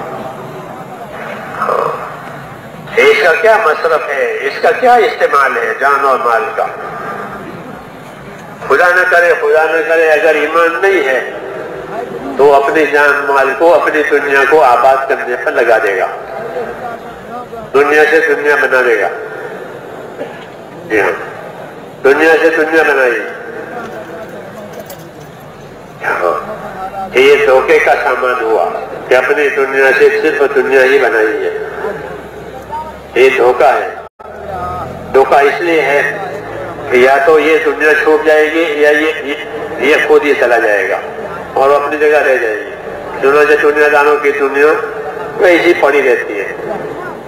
کم ترکوا من جنات وعیون وزروع ومقام کریم ونعمت کانوا فیہا فاکہین. الگ ہے. یہ دیکھ لیا فرعون نے اور اپنی قوم نے اپنی دنیا آباد بنائی تھی، حکومتیں قائم کی تھی. ہاں، پھر ان کو چھوڑ چھاڑ کر کے چلے گئے، ڈوب گئے اللہ کے عذاب میں. ہاں، تو اللہ تعالیٰ نے ان سے چھڑائی ہے، اور جن سے اللہ تعالیٰ راضی ہوتا تھا ان کو اللہ نے اپنی قدرت سے دلائی ہے. کہ بنی اسرائیل کو وہ دنیا دے دی کہ لو یہ دنیا تمہارے ہاتھ میں. تو ان سے چھوٹی اور ان کو ملی. ان کو ملی تھی ان کے دین کی وجہ سے، ان سے چھوٹی ان کی بے دینی کی وجہ سے. یہ مثالیں دی ہیں اللہ تعالیٰ نے قرآن پاک میں. دھوکے میں دھوکہ کھانے والوں نے اپنی دنیا چھوڑ دی چھوٹ گئی ان سے، اور حکموں پر چلنے والوں کے لیے کہ وہ ان کو دنیا مل گئی. برکتوں کے طور پر دنیا دیتے ہیں ایمان والوں کو. ہاں، مقصد اس نے نہیں بنایا اپنی دنیا کو، اس نے تو دین کو مقصد بنایا ہے. جب دین کو مقصد بنایا تو اللہ نے دنیا بطور برکت کے دی. اس کی محنت کا انعام نہیں ہے، وہ اس کی محنت کا بدلہ نہیں ہے، بلکہ یہ دنیا اللہ تعالیٰ ان کو بطور برکت کے دیتے ہیں کہ یہ لو برکتیں لو. ہاں، برکت عجیب چیز ہے. لوگ برکتوں کے تمنا کرتے ہیں، ہمارے یہاں آؤ، آپ کے قدموں میں برکت ہے، آپ کے جوتوں میں برکت ہے. اللہ نے برکت کے لیے 2 شرطیں لگائی ہیں کہ جس کو برکت لینی ہو وہ 2 شرطیں پوری کرے. 2 شرطیں پوری ہو جائے گی کہ برکتیں کو دروازہ آسمانوں سے بھی کھلے گا اور زمینوں سے بھی کھلے گا. 2 شرطیں. یہ بات سمجھ میں آ رہی ہے؟ کہ 2 شرطیں پوری کرو. اس کو شرط کے ساتھ کہا ہے وَلَوْ أَنَّ أَهْلَ الْقُرَىٰ آمَنُوا وَاتَّقَوْا. لو شرطیہ کہ اگر یہ زمین شہروں میں اور آبادیوں میں بسنے والے لوگ اپنی زندگی ایمان والی بنائے، اللہ کا یقین، آخرت کا یقین، قبر قیامت کا یقین، ایسا یقین جو عمل پر ڈالے، وہ یقین صحیح کہلاتا ہے. جو عمل پر ڈالے، کرنے کی کراوے، نہ کرنے کی چیزوں سے بچاوے، وہ یقین اصل ہے. یہ یقین محنت مانگتا ہے. جب یقین ہو جائے گا تو آدمی کرنے کی کرے گا، نہ کرنے کی چھوڑ دے گا. اسے پہلی شرط لگائی برکت حاصل کرنے کے لیے کہ اگر آبادیوں میں رہنے والے، شہروں میں رہنے والے اپنی زندگی ایک ایمان اور یقین پر اٹھاوے. ایک دوسری شرط کیا ہے کہ اپنی زندگیوں میں تقویٰ اور خدا کا خوف پیدا کرے. یہ ضروری ہے کہ زندگیوں میں زندگی ایسی بنائے کہ جس سے اندر خدا کا خوف آوے. کہ اللہ کا خوف بڑی چیز ہے. اللہ کے خوف کے مقابلے میں کوئی چیز نہیں ہے. آدمی اللہ کے خوف سے اللہ کے حکموں کی تابعداری پر رہتا ہے، احتیاط میں رہتا ہے کہ یہ بڑی چیز ہے. تو اندر اللہ تعالیٰ خوف پیدا کیا، یقین پیدا کیا، خوف پیدا کیا. فضائل اسی لیے سنائی جاتے ہیں، وعدے وعیدیں اسی لیے سنائی جاتی ہیں کہ وعدوں کا یقین اور وعیدوں کے ذریعے سے خوف، اللہ سے ملنے کا یقین، اللہ کی سزا کا خوف، اللہ کے راضی ہونے کا یقین، اللہ کی ناراضگی کا خوف. کیونکہ اللہ کا راضی ہونا بہت بڑی چیز ہے. اور رضوان من اللہ اکبر، کہ اللہ کا راضی ہونا بڑی چیز، اور اللہ کا ناراض ہونا یہ بڑی چیز، بڑی خطرناک بات. عیسیٰ علیہ السلام سے کسی نے پوچھا کہ سب سے زیادہ خطرناک بات، فرمایا اللہ کا غضب اور اللہ کا ناراض ہونا، کہ اللہ ناراض ہے. جب ایمان اور تقویٰ اندر پیدا ہو گیا، کہ بس یہ 2 وائر کی طرح جائے، بجلی کے 2 وائر ہوتے ہیں. بجلی کے 2 وائر 2 قسم کے ہوتے ہیں. ایسے 2 وائر ہیں. ایک ایمان یقین کا وائر، وہ اللہ کے اطاعت پر لے جائے گا، اللہ کی تابعداری پر لے جائے گا. جتنا ایمان اتنے اطاعت، جتنا ایمان اتنے اطاعت. اس لیے ایمان کا تقاضا ہے کہ ایمان پیدا کرو تاکہ زندگی اطاعت پر آوے. پھر اطاعت بھی کرے گا محبت سے، اطاعت بھی کرے گا ادب سے. کہ ایمان آیا ہے اندر، ایمان کی محنت سے ایمان آیا، تب اللہ کے اطاعت کے محبت سے، ادب سے اطاعت کرے، عظمت سے اطاعت کرے، دباؤ سے نہیں، غرض سے نہیں. اللہ کے اطاعت، اللہ کی عظمت سے، اللہ کی محبت سے. عبداللہ بن مسعود مسجد میں داخل ہو رہے تھے. حضور صلی اللہ علیہ وسلم منبر پر تھے. منبر میں بیٹھ کر فرمایا اجلسوا، بیٹھ جائیے. ابن مسعود نے دروازے میں داخل ہوتے ہوئے سنا کہ بیٹھ جاؤ، بس دروازے پر ہی بیٹھ گئے. کیوں؟ کہ حکم آ گیا بیٹھ جاؤ، آگے نہیں بڑھ سکتا. حالانکہ دروازہ بیٹھنے کی جگہ نہیں ہے، دروازہ گزرنے کی جگہ ہے. دروازہ گزرنے، چوکھٹ گزرنے کی جگہ ہے. بیٹھنے کی جگہ نہیں ہے. لیکن حکم کے سامنے یہ حکم کہتا ہے، حکم کا ادب، حکم کی عظمت، محبت کچھ آداب سکھاتی ہے. بیٹھ گئے.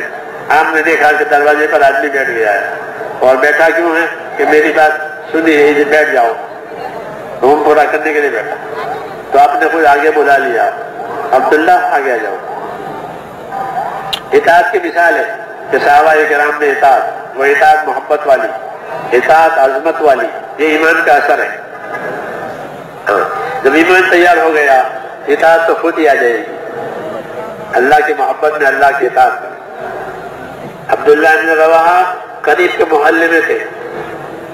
قریب میں محلہ ہے، بنو غنم کا محلہ کہلاتا تھا اس زمانے میں. وہاں تھے. اور ایسا ہی قصہ پیش آیا کہ حضور صلی اللہ علیہ وسلم نے ممبر پر بیٹھ کر فرمایا بیٹھ جائیے. وہ آواز ان کو وہاں پہنچی. مسجد کی دیواریں چھوٹی چھوٹی تھی اس زمانے میں. اس کے نشانات ابھی بھی ہیں کہ حضور کے زمانے میں مسجد کی اونچائی کتنی تھی، دیواریں کتنی تھی. آواز باہر گئی.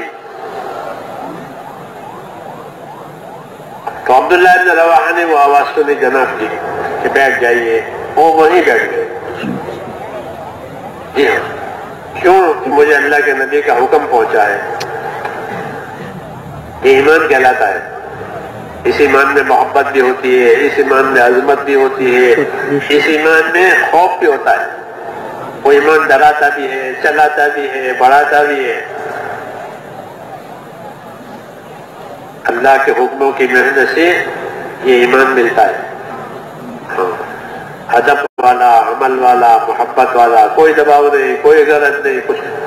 تو بنو غنم کے محلے میں اپنے کسی کام میں تھے، حکم ملا بیٹھ جاؤ وہیں بیٹھ جائے. لوگوں نے عرض کیا کہ عبداللہ بن رواحہ بنو غنم کے محلے میں بیٹھ گئے ہیں. کیوں؟ کہ آپ نے فرمایا اجلسوا، بیٹھ جاؤ. وفاداری کی بات ہے، تابعداری کی بات ہے، محبت کی بات ہے. حضور صلی اللہ علیہ وسلم نے ان کو دعا دی کہ اللہ ان کے اطاعت کا جذبہ اور بڑھاوے. تو میں ان کا برکتوں کے جو اسباب اللہ تعالیٰ نے بتائے ہیں وہ یہ بتائیں کہ ہماری زندگیوں میں وہ ایمان اور یقین آوے کہ جو ہمیں باادب بناوے، باعمل بناوے. اور اللہ کی اور رسول کی مان کر کے چلا. اطاعت آ گئی. کیا ہے کہ ایمان کا اثر ہے. محبت سے بات مانتے ہیں، دباؤ سے نہیں، محبت سے. اللہ کی محبت میں اللہ کی بات، اللہ کے رسول کی محبت میں اللہ کے رسول کی بات. ایمان تو برکت حاصل ہونے کے لیے، کہ برکت حاصل ہونے کے لیے یہ ایمان کی برکت ہے. اور دوسرا کہ تقویٰ اور خوف، اللہ کا خوف، آخرت کا خوف، یہ دلوں میں آباد ہو جاتا ہے. اس لیے وعدے اور وعیدیں سنائی جاتی ہے تاکہ اس کو سنیں اور اس پر عمل کریں، اور اس کو دوسروں کو اس کی بات سمجھانے، اپنے اندر اتارنے کے لیے. پھر اللہ تعالیٰ کا خوف پیدا ہوگا. اب جو بھی کام کرے گا اللہ کے اطاعت سے اور اللہ کے ڈر سے، کرنے کے کام اطاعت میں آ جائیں گے، نہ کرنے کے کام سے بچنا اللہ کے ڈر کے ذیل میں آ جائے گا. کہ جب اللہ کا ڈر پیدا ہوا تو جتنی چیزیں منع کی ہوئی تھی وہ سب چھوٹ جائے گی. محنت کرتے کرتے ایمان تقویٰ پیدا ہوتا ہے. پھر جو حرام ہے وہ حرام ہے، جو حلال ہے وہ حلال ہے، جو فرض ہے وہ فرض ہے، جو واجب ہے وہ واجب ہے. یہ اندر کی کیفیت بن جاتی ہے. صحابہ کرام رضی اللہ تعالیٰ عنہم اجمعین میں یہ باتیں پیدا ہوئی. اللہ نے ان کو اپنے دین کی برکتیں آنکھوں سے دکھائی. برکت کے وعدے تو ہیں لیکن وہ اپنے معیار میں اتنے اونچے ہو گئے ایمان میں اور تقوی میں کہ ان کو برکتیں آنکھوں سے نظر آتی. حدیثوں میں ہے کہ ابو بکر رضی اللہ تعالیٰ عنہ کے ہاں مہمان آئے، بلکہ مہمان تو مسجد میں آئے تھے. بیٹے سے کہا کہ ان کو لے جاؤ اور کھانا کھلا دو. وہ عشاء کی نماز میں عشاء کی نماز پڑھ کے سے دیر سے پہنچوں گا، ان کو کھانا کھلاؤ. مہمانوں کو کھانا کھلانے بیٹے کو ہدایت کی. وہ وہ مہمانوں کو کھانا کھلانے کے لیے گئے. مہمان تیار نہیں ہوئے کہ ہم تو جب تک وہ مالک کے مقام سے آئیں گے وہاں تک کھانا نہیں کھائیں گے. قسم کھا کے بیٹھ گئے یہ ان کے آنے پر ہی کھائیں گے، اس سے پہلے کھائیں گے. جب وہ آئے ابو بکر اپنے گھر میں دیکھا اس نے مہمانوں کو کھانا کھلایا، معلوم نہیں کھلایا. تو ان کے بیٹے بھی ڈر گئے کہ کھانا مہمانوں نے کھایا نہیں ہے، ذمہ داری میری تھی. تو وہ چھپ گئے ڈر کے مارے. سیرت میں لکھا ہوا ہے کہ ابو بکر رضی اللہ تعالیٰ عنہ پوری امت میں بہت نرم، بہت رحم دل، ارحم امتی میں امت ابو بکر، کہ میری امت میں رحم دل آدمی، نرم آدمی وہ ابو بکر. یہ ان کی عام صفت ہے. خاص صفت ان کی ایک یہ بھی تھی کہ اپنے بچوں پر وہ نرم نہیں گرم ہوتے تھے. ہاں، بچوں کی تربیت میں، بچوں کی تعلیم میں گرم، اس لیے بچے ان سے بہت ڈرتے تھے اپنے بچوں میں، تاکہ ان کی اچھی تربیت ہو جائے. سیرت ہے جسے وہ ڈر کے مارے چھپ گئے. تو ان کو خدا کی قسم دے کر کہا کہ میری آواز سنتا ہو تو آ جا. انہوں نے کہا کہ مہمان میں آپ کے مہمانوں نے کھانا کھایا نہیں. حسن میں نے اصرار کیا، وہ تو قسم کھا کے بیٹھے ہوئے ہیں. خیر بہرحال حضرت ابو بکر رضی اللہ عنہ کے ساتھ کھانا کھانے کے لیے بیٹھے تو وہ کھانا وہ کھا رہے ہیں، وہ کھانا بجائے گھٹنے کے بڑھ رہا ہے اندر. جی روایتوں میں کھانا کھانے والے جب کھانا کھاتے ہیں تو پلیٹوں میں وہ گھٹ جاتا ہے، لیکن یہ اندر سے بڑھ رہا ہے. یہ کیا ہے کہ برکت ہے. برکتیں دکھائی ہے، مشاہدے میں آئی ہے کہ ایمان اور تقوی پر ابو بکر کا ایمان پوری امت میں سب سے بڑا ہے، ابو بکر کا تقوی پوری امت میں سب سے بڑا تقوی ہے. تو ان کے ذریعے سے یہ مشاہدہ کروایا اللہ تعالیٰ نے کہ ان کے اسباب میں برکتیں دی ہے کہ اب کھانا گھٹتا نہیں ہے بلکہ بڑھ رہا ہے. انہوں نے تعجب سے اپنے گھر والوں سے کہا کہ دیکھو یہ کھانا تو بجائے گھٹنے کے بڑھ رہا ہے، ہم کھا رہے ہیں یہ بڑھ رہا ہے. سے کھانے سے فارغ بھی ہو گئے، کھانا بچ گیا، بڑھ گیا. وہ دوبارہ مسجد نبوی میں اس کو لے گئے اور مہمانوں نے کھایا. تو ایمان اور تقوی پر میرے دوستوں برکتیں دی جاتی ہے. یہ ایمان والوں کے لیے بہت خاص وعدہ ہے اللہ تعالیٰ کا کہ وہ ایمان اور تقوی اپنے اندر پیدا کریں، پھر اللہ انہیں آسمان سے بھی برکتیں دیں گے اور زمین سے بھی برکتیں دیں گے. جب برکت آ جائے گی میرے دوستوں تو دنیا کے مسائل اور مشکلات آسان ہو جاتے ہیں. اور برکت کا اثر ایک یہ بھی ہوتا ہے کہ اس کی دنیا سے اس کی آخرت بنتی ہے. جو دنیا برکت والی ملتی ہے اس سے اپنے آخرت آدمی بنا لیتا ہے، اس سے آخرت بن جاتی ہے، آخرت کے تقاضے پورے ہوتے ہیں. اور یہ بڑی بات ہے کہ خوش نصیب ہے وہ بندہ جو اپنی دنیا سے اپنی آخرت بناوے. اللہ تعالیٰ نے میرے دوستوں ہمیں یہ راستہ اور یہ طریقہ دیا ہے اپنی دنیا سے آخرت بنانا. نادانی کی بات یہ دنیا سے دنیا بناوے، یہ کھیل ہے، یہ کھیل ہے. ہاں، یہ کھلونے بنتے ہیں، کھلونے ٹوٹتے ہیں، بچے کھیلتے ہیں اور کچھ نہیں، کوئی نتیجہ نہیں. ہاں، ٹوٹ جاتے ہیں تو روتے ہیں، پھر دوسرا لاتے ہیں. کھیل ہے، کچھ نہیں، کوئی فائدہ نہیں، کوئی نتیجہ نہیں. تو اگر دنیا آخرت بنی تو کھیل بن جاتا ہے، تو دل کی تفریح ہو جاتی ہے. قل متاع الدنیا قلیل، بتا دیجئے لوگوں کو کہ دنیا کا نفع بہت تھوڑا ہے، بس تھوڑی دیکھ لیا، خوش ہو گئے، کھا لیا. اور آخرت کیا؟ آخرت پرہیزگاروں کے لیے بہت بہترین چیز ہے. ٹھیک ہے، کیا آخرت کہ پرہیزگاروں کے لیے بہت بہترین چیز ہے. تو ہمارا راستہ میرے دوستوں آخرت کا راستہ ہے، صحابہ والا راستہ ہے. صحابہ کا راستہ کیا تھا؟ صحابہ کا راستہ تھا آخرت بنانا. اسے صحابہ دنیا میں اللہ کے دین کو لے کر جاتے تھے تو وہاں کے لوگوں سے کہتے تھے ہم تمہاری سرزمین میں اپنی دنیا بنانے کے لیے یا تمہاری دنیا دیکھنے کے لیے نہیں آئے. نہ تمہاری دنیا دیکھنی ہے نہ تمہاری دنیا دیکھ کر اپنی دنیا بنانی ہے. تمہاری کرنسی بھاری ہے، ہلکی ہے، ہم اس کو نہیں جانتے. تو پھر کیوں آئے ہیں؟ تو بتاتے تھے کہ ہمارے عزائم اور ارادے آخرت بنانے کے لیے ہیں، اپنی دنیا سے اپنی آخرت بنانے کے لیے تمہارے پاس آئے تاکہ تم کو ایسی رہبری دیں کہ تم دنیا کی تنگیوں میں سے نکل جاؤ. غیر خدا کی عبادت اور بندگی میں سے نکل جاؤ، دنیا کی تنگی ختم ہو جائے گی، غیر خدا کی عبادت ختم ہو جائے گی، ایک اللہ کی عبادت پر آ جاؤ گے۔ اور جب ہمارا وارا راستہ لوگے کہ دنیا کی ساری تنگیاں جو دنیا کے رسم و رواج کی وجہ سے پیدا ہوئی ہے یہ ختم ہو جائے گی، اور ایک صاف ستھرا راستہ تمہیں دین کا ملے گا۔ اس پر لانے کے لیے ہم آئے ہیں اور کوئی مقصد نہیں۔ اس لیے وہ برملا یہ کہتے تھے انما ہممنا الاخرہ ولیست ہممنا الدنیا، کہ ہمارا مقصد اپنی آخرت بنانا ہے، اور یہ ہر مسلمان کے لیے میرے دوستو یہی اسوہ ہے۔ صحابہ کرام کی زندگی یہ اسوہ ہے۔ ایمان کیسا بنے کہ جیسے صحابہ کا تھا، اور اعمال کیسے بنے کہ جیسے صحابہ کا تھا، اخلاق کیسے بنے کہ جیسے صحابہ کے تھے۔ کیونکہ صحابہ کرام کی جو زندگی ہے وہ رسول اللہ صلی اللہ علیہ وسلم کی زندگی کی تفصیل ہے کہ آپ کی زندگی کیسی تھی، آپ کا رہن سہن کیسا تھا، آپ کی عبادت کیسی تھی۔ اس کو دیکھنے والے یہی لوگ ہیں، انہوں نے وہ زندگی دیکھی ہے اور دیکھ کر کے پھر اپنے عمل میں لائے ہیں۔ عمل میں لانے کی وجہ سے بھولے نہیں ہے۔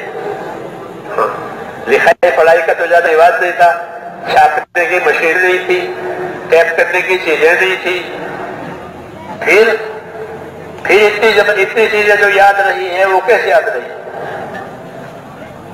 علماء نے لکھا ہے کہ یہ چیزیں یاد رکھنے کی ایک بڑی وجہ تعامل ہے، یعنی وہ ان پر عمل کر لیتے تھے۔ جب وہ عمل کر لیتے ہیں پھر آدمی بھولتا نہیں۔ جو سائیکل چلانا سیکھ لے وہ سائیکل چلانا نہیں بھولے گا، جب اس کے ہاتھ میں سائیکل آئے گی وہ سائیکل چلا دے گا۔ جس تیرنا سیکھ لیا وہ تیرنا نہیں بھولے گا، جب پانی میں جائے گا تیر لے گا۔ یاد رکھنے کی بڑی وجہ کہ تعامل ہے، یعنی اس پر عمل کر لیا۔ رسول صلی اللہ علیہ وسلم نے کوئی بات بتائی، اس کو دھیان سے سنی، اور پھر اس کا عمل۔ اس لیے عمل کی وجہ سے وہ چیزیں یاد ہو گئی، محفوظ ہو گئی، عمل میں آ گئی۔ پھر اور زیادہ پکا کس سے کیا کہ دوسروں کو اس کی تعلیم دی، دوسروں کو سکھائی، دوسروں کو پہنچائی، اور دوسروں کو دعوت دے کر اس کے عمل کرنے کے لیے تیار کیا۔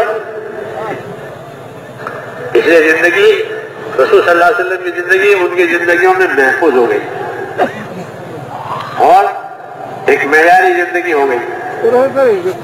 جب کامیاب کون سی جماعت ہے تو فرمایا مان علیہ واصحابی، کامیاب وہ جماعت ہے، کامیاب میں اور میرے صحابہ۔ یہ ہمارے لیے میں اور میرے صحابہ جس رخ پر ہیں، جس طریقے پر ہیں، وہ کامیابی کا طریقہ، وہ نجات کا طریقہ۔ صحابہ نے جان مال لگا کر کے میرے دوستوں اپنی زندگی کے مقصد کو پورا کیا ہے، اور سمجھا کہ جان اور مال اللہ کی دی ہوئی ایک امانت ہے۔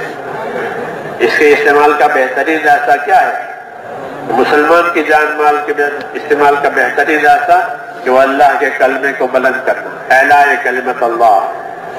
بڑی سعادت کہ جس کے جان مال سے اللہ کا کلمہ بلند ہوا، ارکان زندہ ہوئے، نمازیں، روزے، زکوٰۃ، فرائض، حرام حلال، جان مال دین سیکھ کر جان مال لگایا اور یہ چیزیں زندہ ہو گئی۔ یہ بڑی بات ہے، ان کے لیے بشارت ہے، ان کے لیے بشارت ہے اللہ کی طرف سے۔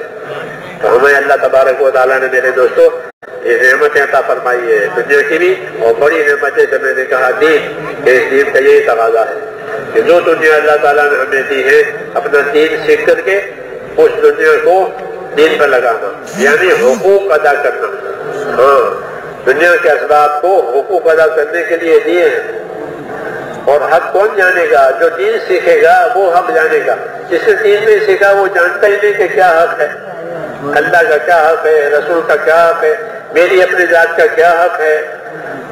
حالانکہ دنیا تو حقوق ادا کرنے کی جگہ ہے اور آخرت بدلہ پانے کی جگہ ہے۔ یہ ترتیب ہے کہ جو حق ادا کر کے یہاں سے جائے گا وہ بدلہ پائے گا، اور جس نے حق ادا نہیں کیا ہے یا حق کو جانا ہی نہیں ہے، جاہل ہے، کہ وہ گرفتار ہوگا، پکڑ میں آ جائے گا۔ اللہ حفاظت فرمائے۔ اس لیے ذمہ داری ہے ہماری کہ اپنا دین سمجھ کر، اپنا دین سیکھ کر، اللہ نے دنیا کو حق ادا کرنے کی جگہ بنایا ہے. یہ اسباب حق ادا کرنے کے لیے لیے ہیں کہ ہاں یہ دین سیکھو تو تمہارے اسباب سے حقوق ادا ہو جائیں گے، پھر حقوق کا انعام ملے گا. پھر یہ دنیا بہترین دنیا مانی جاتی ہے جسے حق ادا ہوا ہے. اس لیے دین سیکھنا ہے، دین کو زندگیوں میں لانا ہے، اور سیکھ کر اپنی زندگی میں لاتے ہوئے یہ دنیا میں اس کی راہ کھولنی ہے، دین کی راہ کھل جائے. مسلمان کا کام ہے کہ دین کی راہ کھلے محنت کر کے. جیسے حکومت سڑکیں بناتی ہے، پل بناتی ہے، جب راستہ کھل گیا اب کاروبار خوب چلے گا، آنے جانے والوں کے لیے خوب راحت ہو جائے گی. راستہ بن گیا، پانی پر راستہ بناتے ہیں، زمین پر راستہ بناتے ہیں. کہ مسلمان کیا کرے گا کہ مسلمان اپنی محنت سے ایسا راستہ کھولے گا کہ لوگ اللہ کی اطاعت پر چلیں گے. جی ہاں، محنت کرنے والوں کو ہدایت کی راہیں دی جاتی ہے. اللہ کا وعدہ ہے والذین جاہدوا فینا لنہدینہم سبلنا، کہ جو ہماری نسبت پر محنتیں کریں گے ہم اپنی راہ پر چلنے کی راہیں ان پر کھول دیں گے. اب زندگی میں ایمان آئے گا، عبادت آئے گی، اخلاق آئیں گے، معاملات اور معاشرت اور رہن سہن دین پر ہو جائے گا سارا، اور حقدار کو حق مل جائے گا. جی ہاں، حقوق کی ادائیگی کے بغیر سلامتی نہیں ہوتی. جب حقوق پامال ہوتے ہیں تو بربادیاں آتی ہیں، فساد آتا ہے، اور جب حقوق ادا ہو جائیں گے کہ حقوق پھر سلامتی ہے. ہاں، انصاف سکھایا، احسان سکھایا، ایثار سکھایا.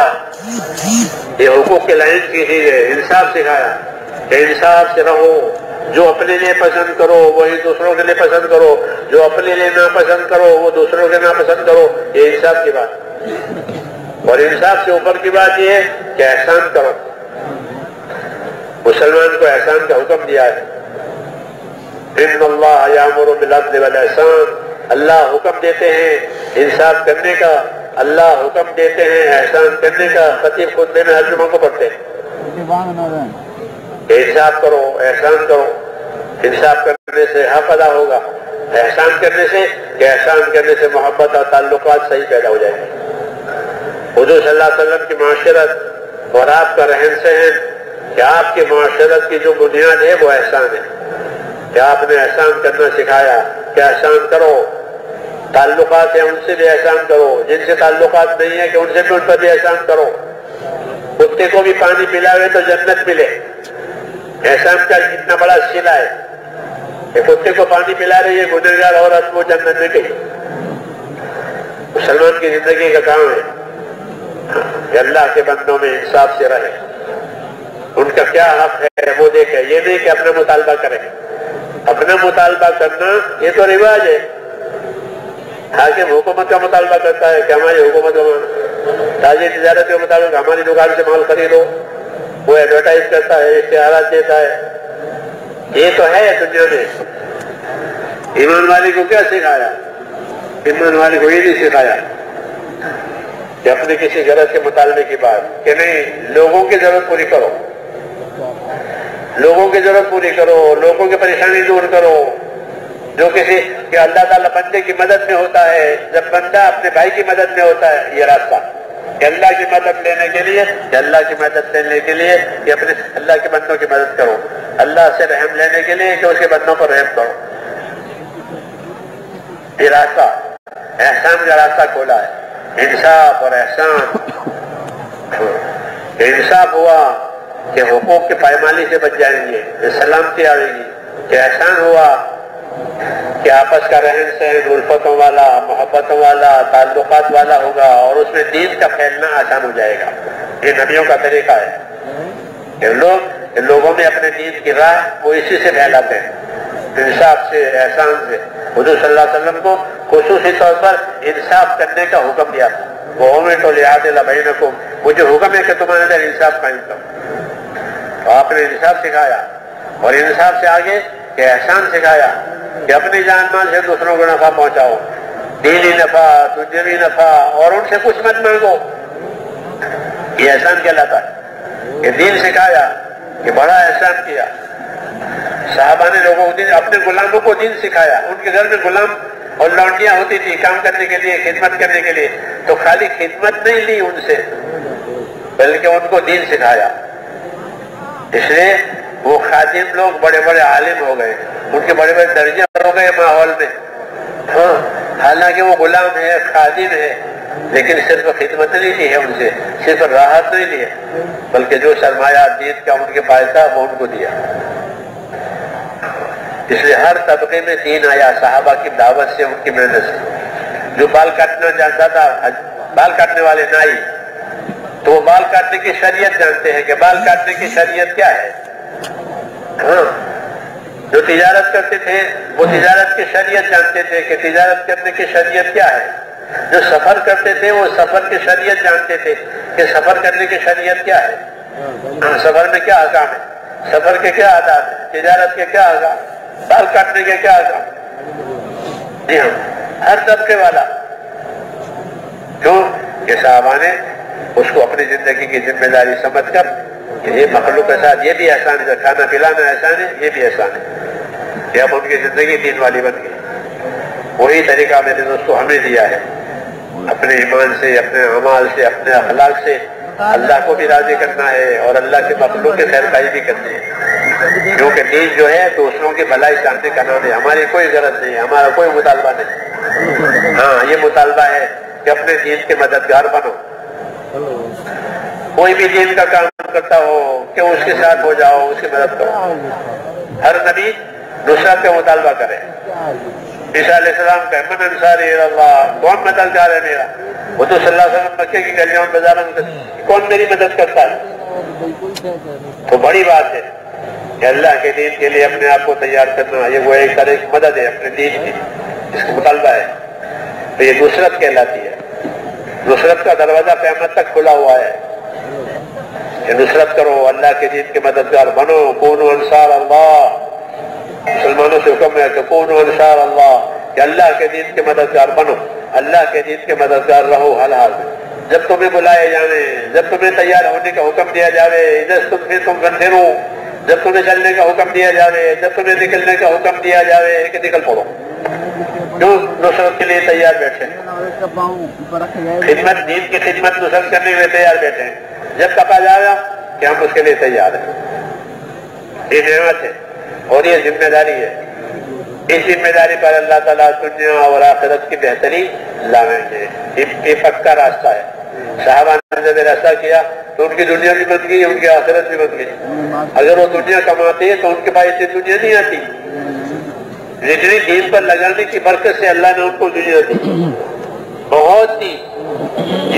ڈر گئے کہ کہیں دنیا ہمیں ہمارے عمل کے بدلوں میں تو نہیں مل رہی ہے, اتنی دی اللہ نے, اور برکتوں کے ساتھ دی.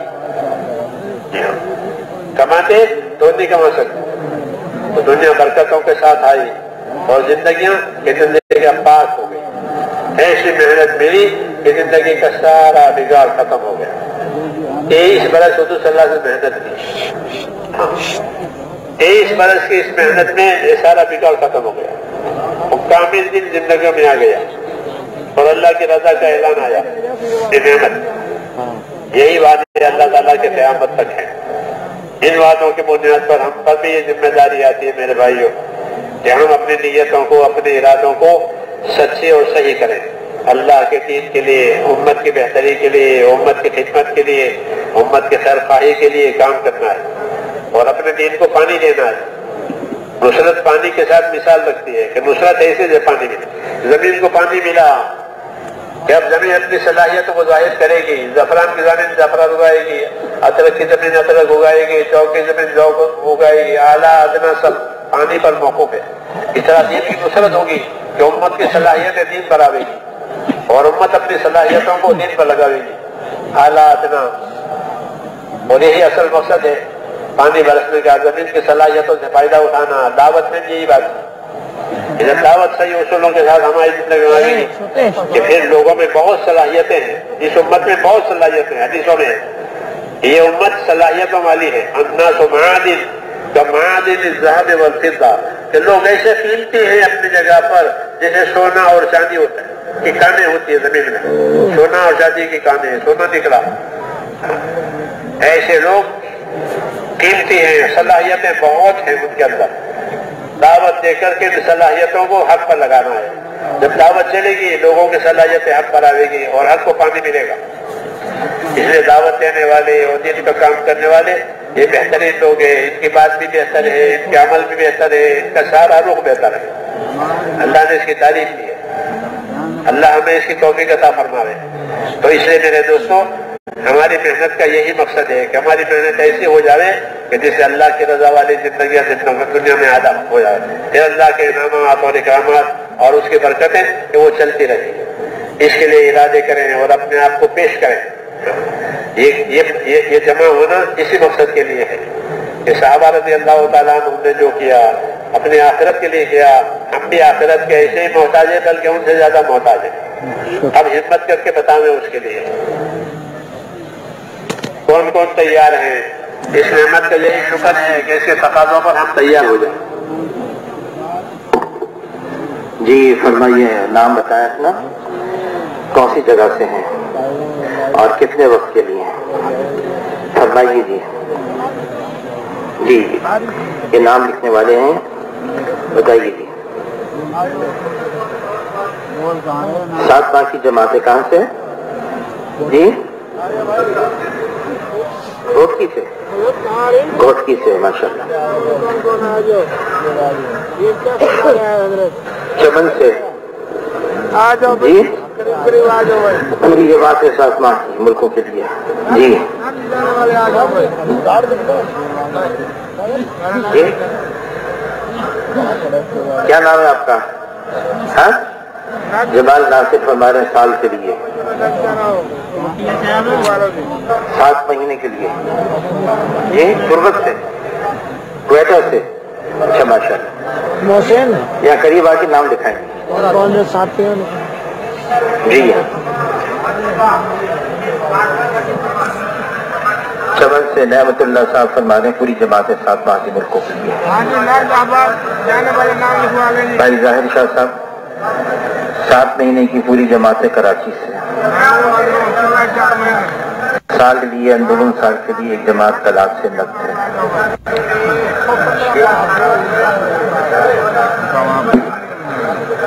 کلاک سے 2 جماعتیں.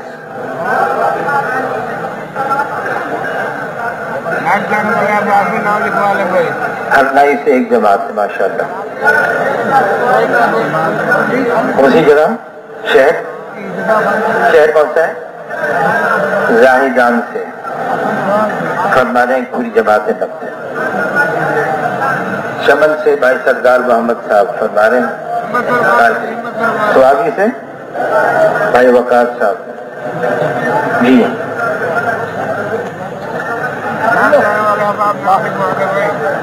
چمن سے بھائی حبیب اللہ صاحب فرما رہے ہیں کہ سال کے لیے.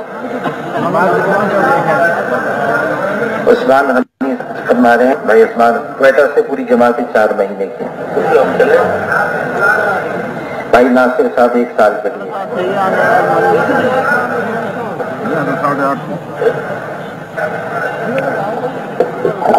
کولو سے جماعت ہے ماشاء اللہ.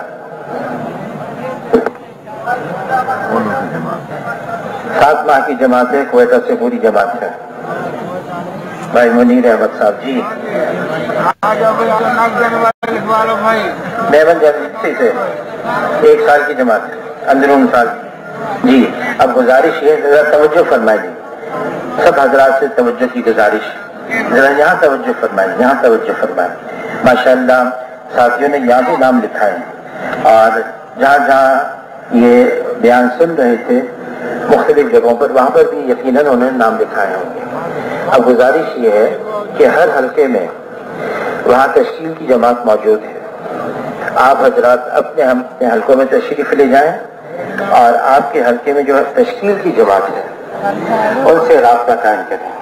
ہاں آپ حضرات نے ملکوں کی جماعتیں لکھائی ہوں یا اندرون ملک کی جماعت لکھائی ہوں, یا یہ کہ آپ نے 4 مہینے چلی کی جماعت انفرادی طور سے لکھائی, یہ آپ کی پوری مسجد کی جماعت ہے. ایسے تمام احباب